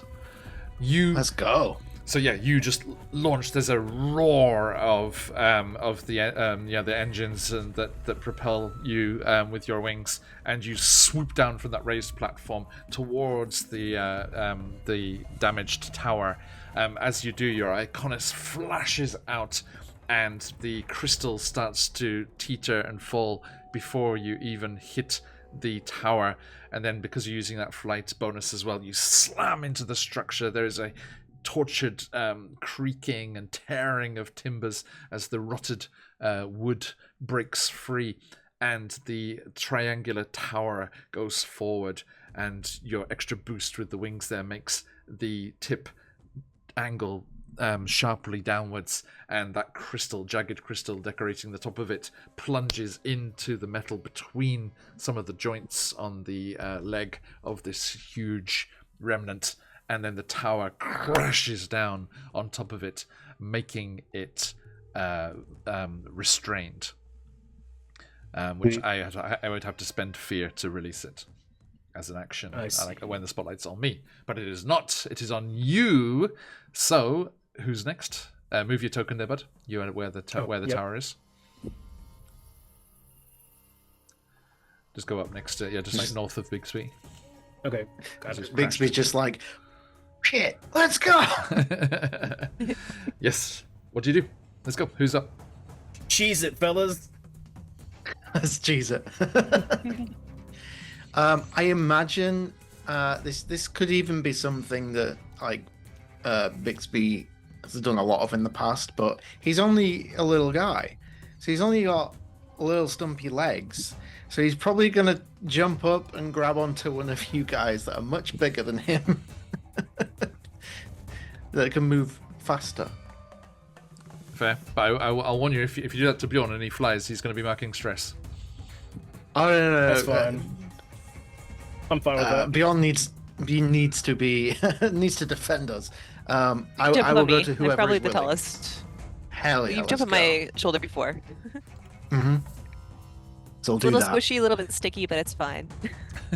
And Bixby is going to activate his Iconis, summoning the witty retort, his electronic slingshot, and I don't know if Daggerheart has anything for holding an action, but he's just ready in case something jumps out at us to try and fight it off. Okay. So he's like the sentry. Mm-hmm. So, Cordelia, as Bixby leaps up onto your shoulder, which way are you moving?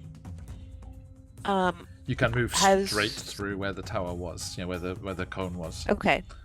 How have the remnants reacted to this in the process of it all happening? They are all spinning, and like those bright beams of white light are just panning over this area as they try and see what's going on. But the spotlight is not on me.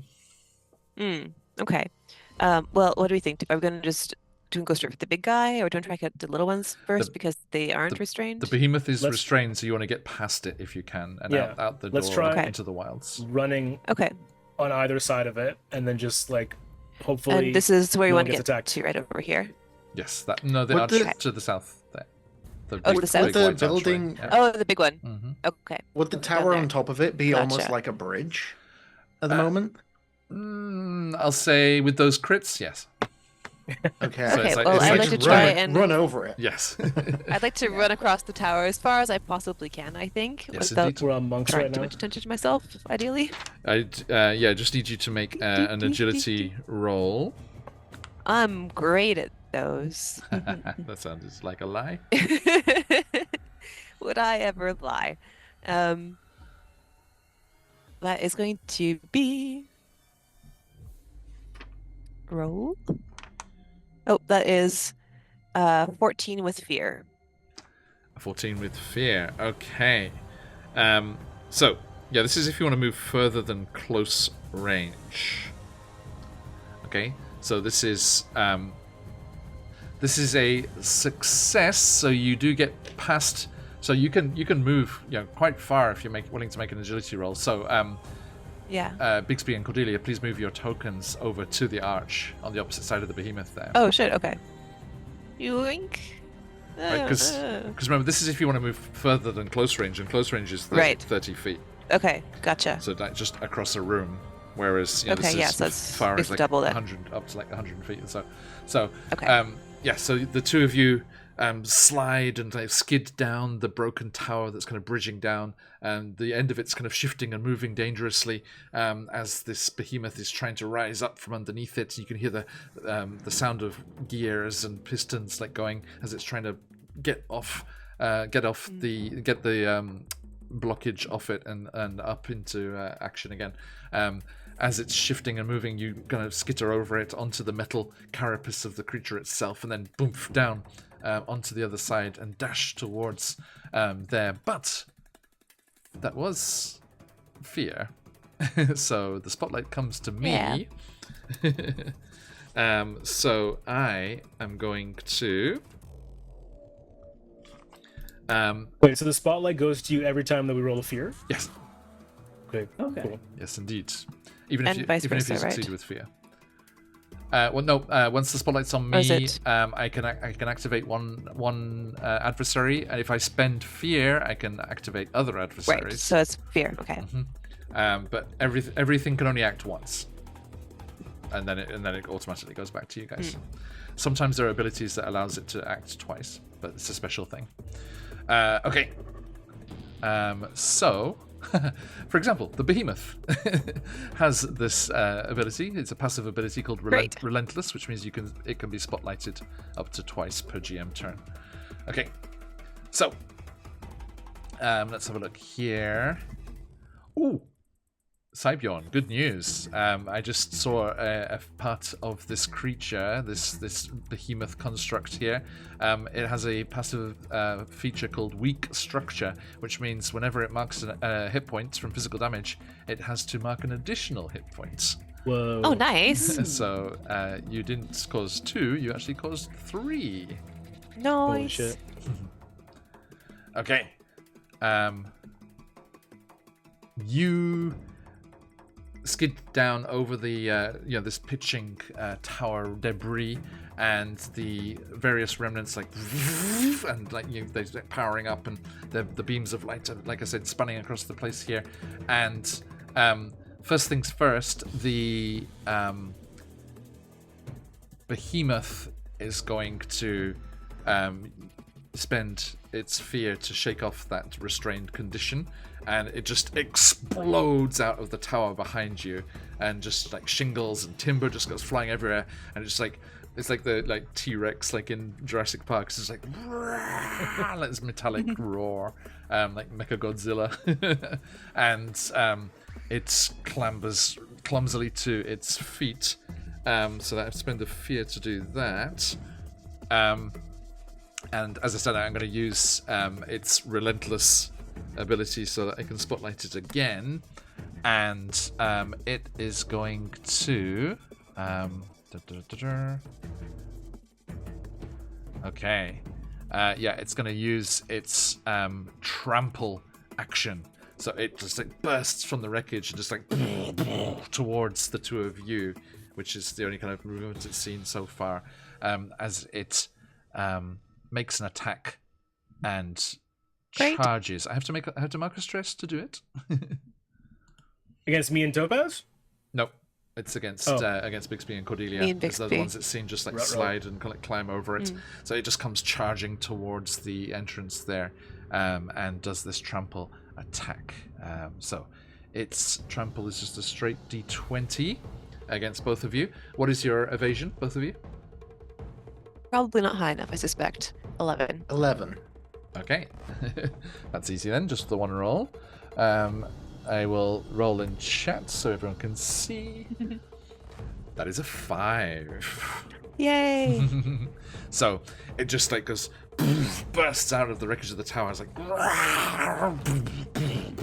comes charging forward. The two of you just like, can you move to like the left and right of the archway there? Yeah. As you just like scatter through the side, and it just smashes through the archway there, like through almost like widening the entrance that it already made, but is down in that space there instead.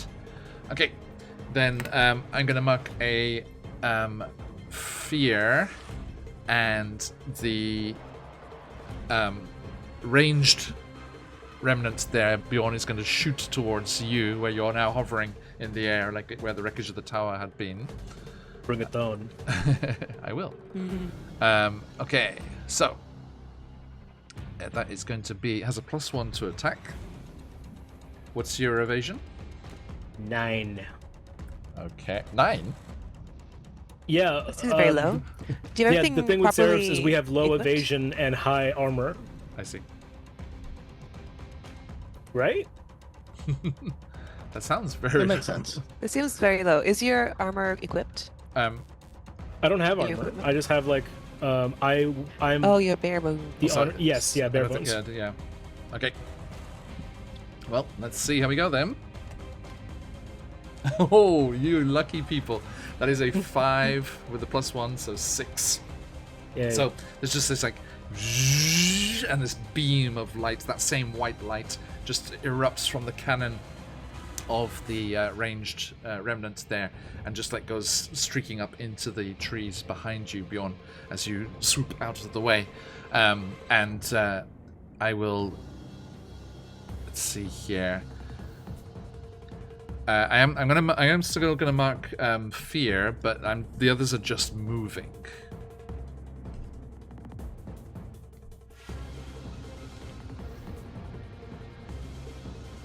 So, the two kind of melee ones are going to be charging up that walkway there towards the branches where you are, Topaz. So that's 6. They come charging up this way. I love on Alba Radio how the tokens snap to the grid as well. It's nice. It's nice. Yeah. Really good. Okay. So yeah, those two are charging up the side there. Sorry, folks, back home. You can't see where they've gone. There they are over there. Okay, and that's the end of my spotlight. Who would like to go? I suggest Bjorn or Topaz. Right. Yeah, I'll away. let Topaz because they didn't get one yet.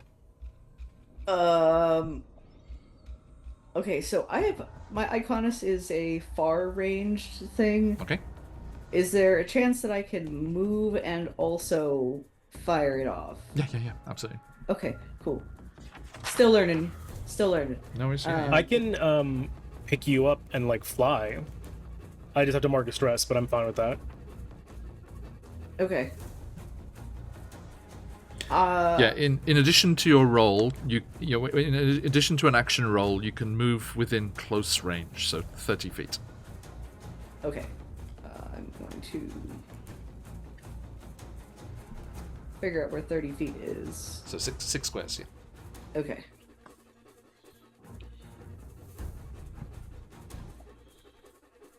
Which I think was about there. Okay, so yeah, you go clambering down through the wreckage, what's left of the tower there. And It's a bit of a bloody mess there. gonna rather than like the screen coming up, just gonna smash together the bangles into a beam of crackling eldritch energy Towards the behemoth. towards the behemoth. Yeah. Okay, go for it. DC 13.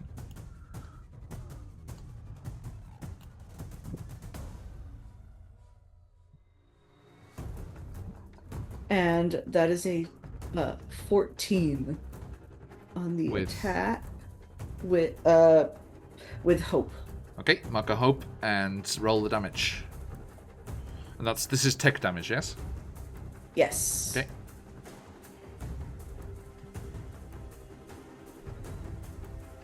And there we go. Goes by D8. Not great. 4 tech damage. 4. Okay, so that's minor damage, so max 1 HP.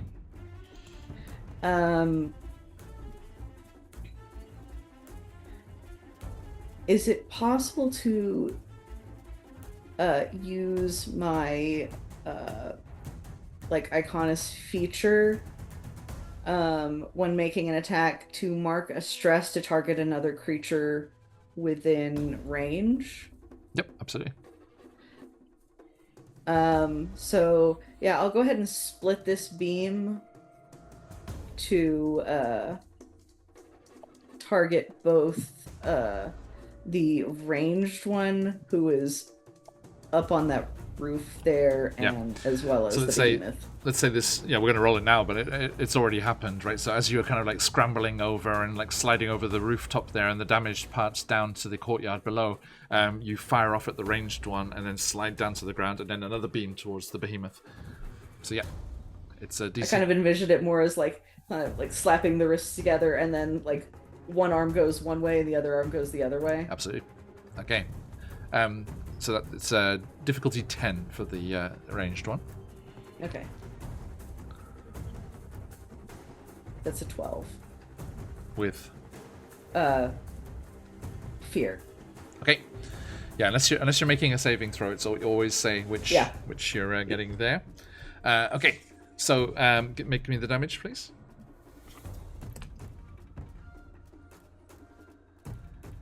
Oh, much better. The damage is 8 8. tech. Yeah. Okay. Let's see here. Okay, that is its upper threshold, which puts it into severe damage, which is 3 hit points, which is as many as it has. So that second beam Nice. just tears through the ranged one, and it gets destroyed and torn to pieces. Swoop. Okay. See ya. Okay. Boy. But that was with fear. So, Yeah. Bixby. A Yeah. very large metal tail is going to go slam down on towards you. So it's going to make an attack, which boy. is at +4. You said 11. 11 is the number to beat. Okay, so I need a 7 or higher. That is a 12. Okay. Oh. So the tail slams down on you there. It's going to be D20 physical damage, and I'm going to use its reaction Overload to mark a stress and add +10 to the damage roll. Hey then. So, the tail just like swings around and just like slams you to between you and the structure that's there beside the gateway, pinning you there, and then just this electricity overloads and crackles through the tail that's pinning you. That is going to be another D20. Only a 5 on the D20, so it's only it's 15. So what are your damage thresholds? My severe damage threshold is 12. Okay. So it's still 3 hit points. Now, do you have armor to mark? I do. Can I? How many can I mark at a Only time? one. Only one. Just one, So yeah. it's going to be 2 hit points All of right. damage. Yeah, I'm gonna mark one because fuck. Fair. Okay, so yeah, some of your armor that's on your clothing and form there does soak up some of that, but then that electricity crackles through, and you do mark 2 hit points there as the creature just bellows and slams you into the building. And with Overload, the behemoth can then take the spotlight again. Oh, good. So it's just gonna do the 1-2. It just like spins, slams Bigsby against the wall, and then spins the other way and slams into Cordelia. So another roll to attack at +4. That is a natural 20. Man. Daggerheart does not John. like you. Does not. If you've got them, folks, let those phoenixes fly. That is a crit Okay. for me. Okay.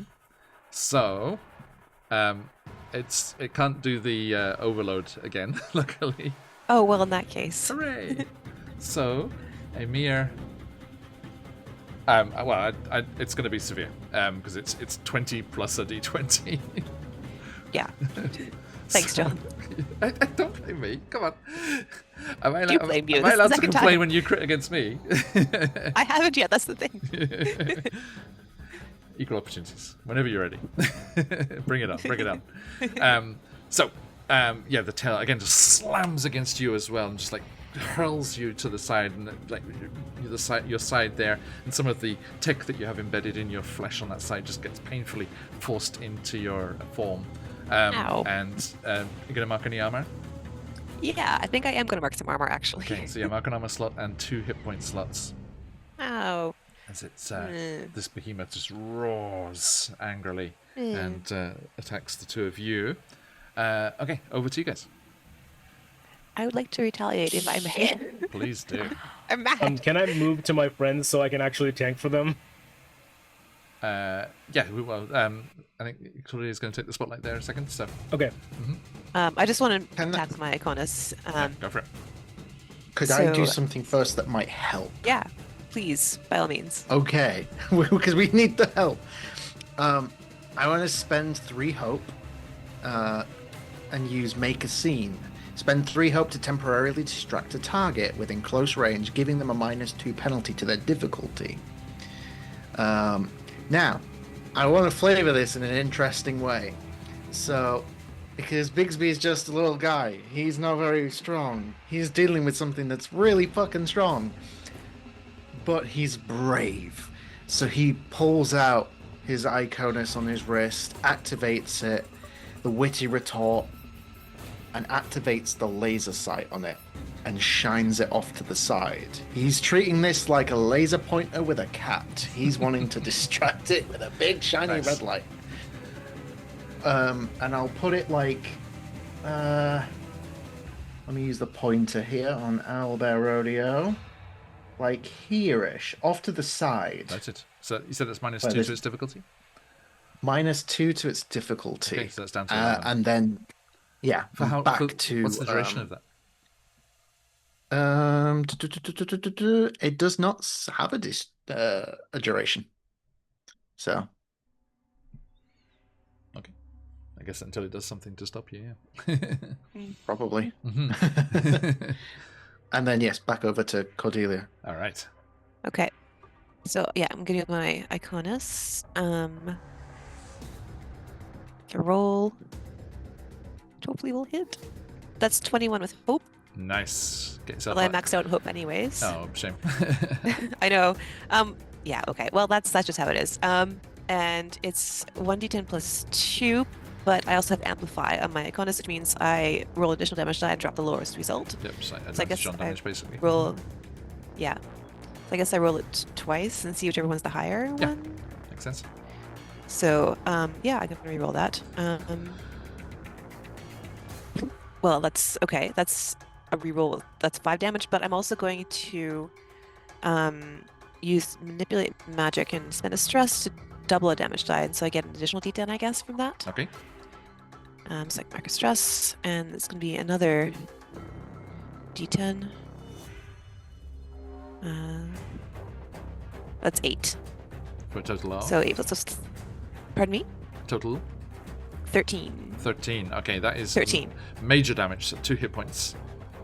Good. Take that. And your Iconus is what, sorry? Very close range. No, like the flavor wise, what is it? Oh, flavor-wise, yeah, it's yeah, it's a thing that I've grafted on my forearms, basically. I think at long range it releases those spores, but at closer range, which I'm fairly close at the moment, I think probably like very fine filaments kind of whip out from like these vents I have in it, and they kind of latch on to whatever I'm attacking, and they sort of just grab onto it and just kind of start eating away at the surface of whatever they're attached to. Yeah, I think it kind of eats through. I think it eats through fuel lines or like the hydraulic fluid on like one of it, and like one of its legs starts to kind of go. Fluid for me. Goes limp and dragging behind it. It is very badly damaged. Okay. Good. Thank you. All right. So. And that was with hope. Bjorn, you said you're gonna.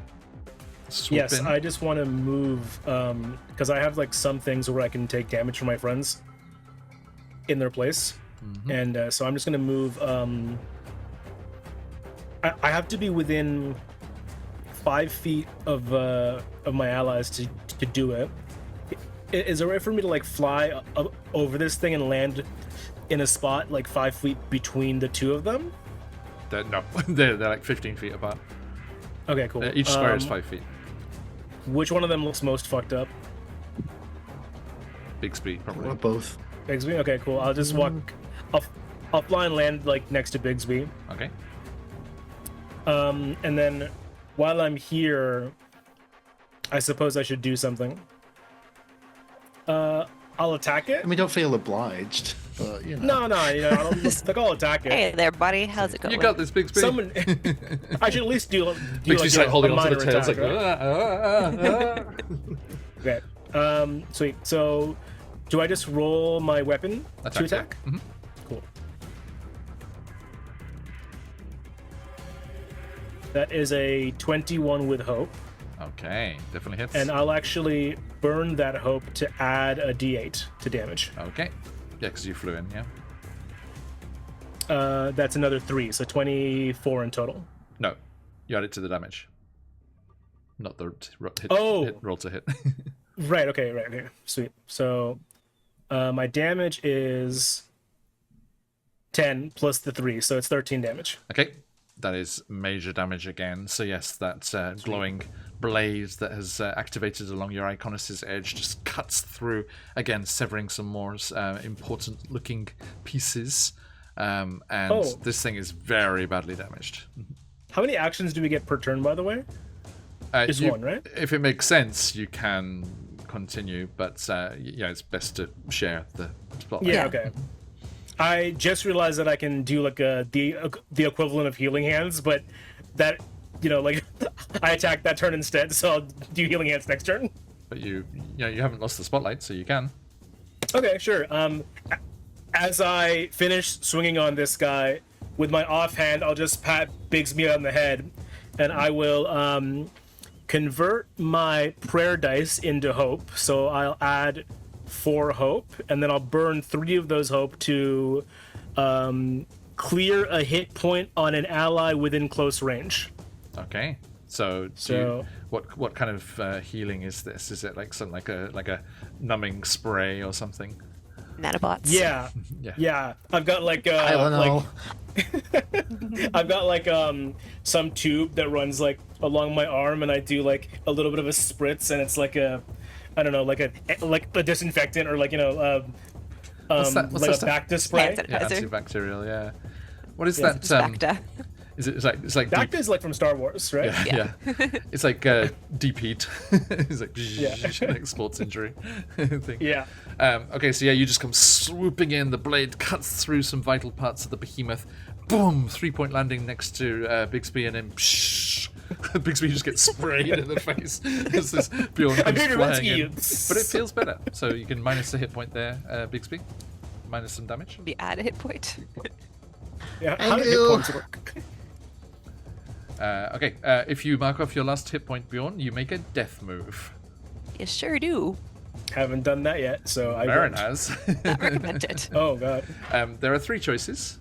You can go out in a blaze of glory, have something automatically critically succeed, and then die. You can go unconscious, which makes the situation worse for everyone, but you are not able to be targeted, and you are unconscious until you are healed, either in I a have done this rest. before, actually. Um, In that one trial game. or you can risk it all. You roll the duality dice, and if fear is higher, you die. If hope is higher, you come back with hit points. Also, if you're unconscious, you may come back with a really bad scar Oh yes, that too. that will permanently nerf you. Mhm. So Okay. there's that too. You swoop in and do that. Big Speak? Topaz? What's up? Who's up? You tell me.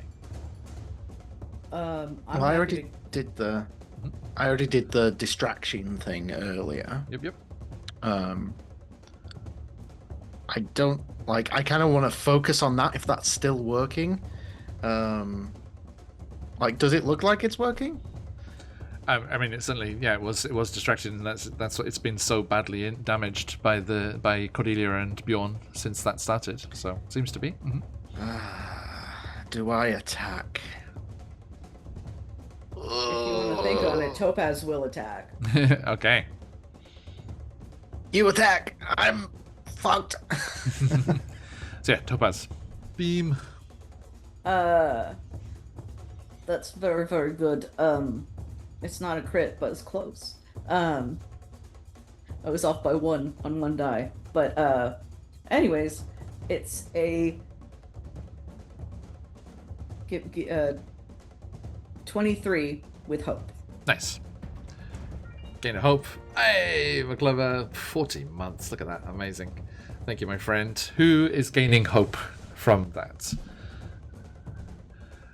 Okay. So you also gain a hope, Topaz, from that success there. Roll the damage. Actually, no, you don't need to, because it only has 1 HP left, so it doesn't matter what you roll. So tell me what happens. No. Cheers, McClever, I will. Topaz sees, like, their buddy's in danger, and she's like, not today! And just, like, the circuitry just full-on flares up, and just this, like, beam of, like, holographic light just blasts through, like, the center of the behemoth. Okay, yeah, and as it does, the beam just like pierces through. There's like it like slams into it. There's that momentary pause, like in anime, and then it bursts out the back, and then just beams come out, like it refracted through its form, like from all sides, and it just starts to glow brighter and brighter, and just poof, it breaks into pieces there. And you gain a hope for the attack success, and also one from McClever there, as I rolled for it, and that came up for you, Topaz. So you get an extra hope as well. Do you still have space for it? No, I'm maxed out on hope. Okay, then Bjorn, that goes to you instead. Thank you. Thank you, Thank McClever. you, McClever. And actually, thank you, Bixby, for stepping aside there, because this allows me to do something with Topaz that I was wanting to do. Topaz, as your beam slams into the creature, you feel like a surge of energy through your Iconis, and you are aware that it's coming from that data pack or whatever it is that is part of your loadout that is connecting you to your patron. Oh, it's the collar around her neck. The collar around your neck, thank you. So, Bixby, Cordelia, and Cybjorn, you see this collar around Topaz's neck glowing, and Topaz, the power of Atlas is channeling through your bracelets and through your Iconis here, and as it destroys the behemoth, those piercing beams of light that were refracting out from its sides through the cracks and through the joints of the creature, as it slowly, in like slow motion, tumbles down onto the foyer and crashes into the ground. Those beams of light go out to the other remnants in the room, and that bright white light that represents remnants' fury infecting them dies, and each of the remnants almost like shakes itself like an animal coming out of a trance and starts to revert to its normal actions. What did you do? How can I do it? That weren't me. It sure looked like you. And It's no longer acting infected. the other remnants are no longer infected with Remnant's Fury. And we shall stop there, as we are just over time. So we will rejoin you next time, having quickly gathered the scrap here before you leave. Oh yes, absolutely. Yes, please. With the And corpse. we will see, what parts that's going to give you. We'll do that offline, as I need you to. Need you to make some rolls for that. Bjorn, this is your first time. The others did it last week as well. But yes, we will rejoin you next time as you venture out, away from Calcarus and into the wilds, heading towards Geode, to find out what is happening here in Echo Vale. Thank you, everyone. Absolute pleasure. Another great session there. Well done, Yay. everybody. We're Also, all still alive. also, One more session. do not fear for the size of my tokens. every encounter will be surpassable. it's like at the start, it really felt like everyone saw the size of the token and was like, okay, how do we not fight this? Surely we shouldn't fight. Although I mean, wasn't intimidated by the size; it was the attack Yes. that did it. That Yeah. put me nearly dead no, immediately. that kind of attack, which is also what put Marin onto that death move in the other game. That kind of attack, I have to mark the stress, which is a really big deal. This is a huge creature, and it only has 4 stress slots. And if it gets to its max stress, then it will just be vulnerable, so everyone will have advantage all the time. So it's it is a big cost to do that kind of thing.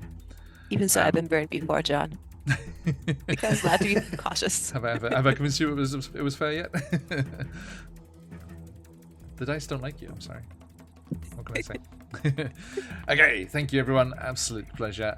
We are going to wrap things up there, though, but we will be back next Wednesday in the Forgotten Realms for more Veils of Vecna Dragon Heist, and then here again in the Echo Vale on Friday. I cannot wait to see you all again and continue this adventure.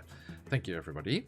As I said, offline we will sort out the scrap for you there. I'll drop what dice you need to roll, and I'll let you know what you get.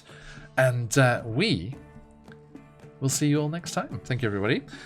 So let's see where we can head off raiding as well. Thank you for those raids and all the support today. A pleasure as always. Thank you for all this, continued supports for the channel all the time. Let's see which buds are on at the moment. Okay, here's a chance we don't often get a chance to do. Dread is on. Let's raid into Dread, the first ever person to raid into our channel. So, let's head on over and see what our buddy Dreaded GM is doing.